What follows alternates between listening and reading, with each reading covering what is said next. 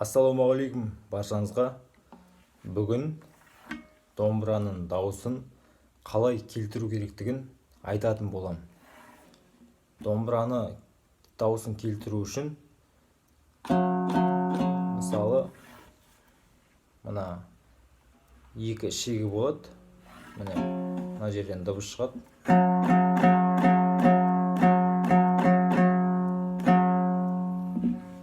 Домбыраның дауысын келтіру аса қиын емес, қарапайым жолын айтамын.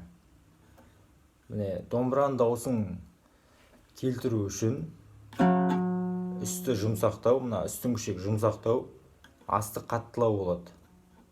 Тартқан кезде жағымды дыбыс шығу керек. Міне осындай.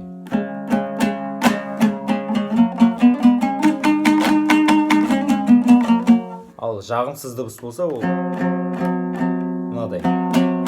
Тартқым келмейтін. Өздеріңізде байқап тұрған шығарсыздар. Ал енді жағымды дыбыс шығару үшін астын қаттылау боласыздар. Ондай қатты емес, шамалы қатты. Ал үстін жұмсақтау. Астын қатты қылып аласыздар да, бірақ міне осындай. Сосын үстін жаймендеп бұрап отырасыздар. Астыға немесе үстіге жаймендеп тек. Сосын мына жақтан бүйтіп қағып отырасыздар. Қашан жағымды дыбыс шыққанша осылай жаймендеп астыға немесе үстіге бұрап отырасыздар.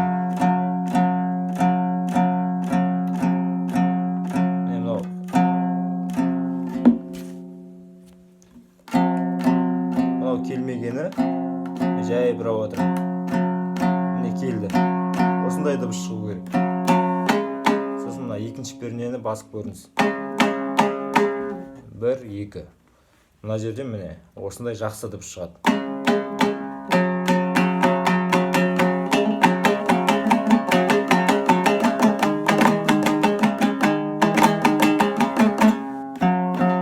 Мына жақта да тексеріп көрсеңіз болады астын. Мына 14-ші перне.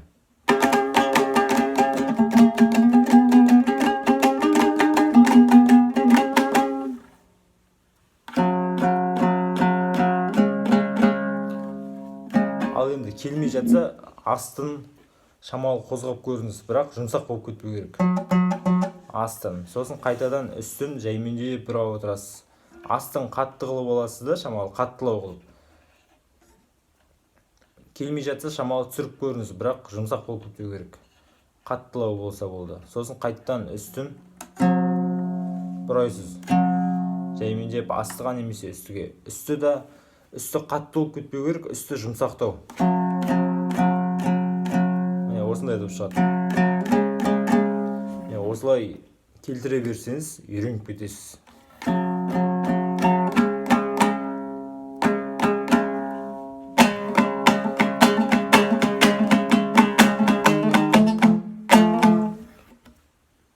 Айтқаным түсінікті болды деп ойлаймын. Ал енді сұрақтарыңыз болса, комментарийге жаза кетіңіздер. Пікірлеріңізді, видео ұнаса лайк басып, каналға жазылыңыздар. Тағы да қандай видеолар шықсын, комментарийге жаза кетіңіздер. Алдағы уақытта көптеген видеолар шығады. Ал рахмет тыңдағандарыңызға.